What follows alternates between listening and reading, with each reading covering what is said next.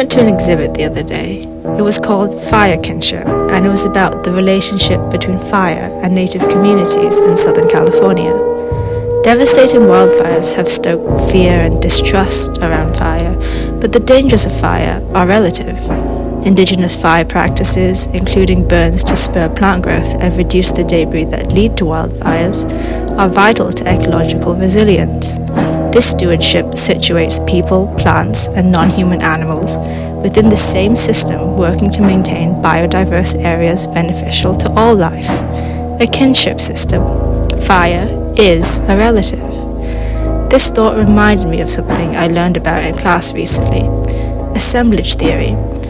Assemblage focuses on the idea that groups and individuals do not act alone, instead behaving as part of a wider network, like the network of fire kinship. Metaphorically put, assemblage is ecology. It acknowledges that a population is an assemblage of organisms, that a community is an assemblage of populations, and an ecosystem is an assemblage of communities.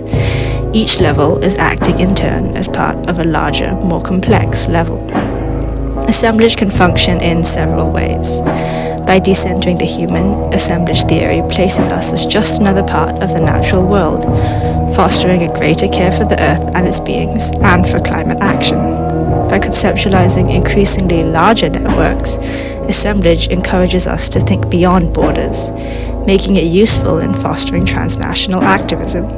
One example would be assemblage's recognition of globalized labor markets, facilitating transnational cooperation among labor unions.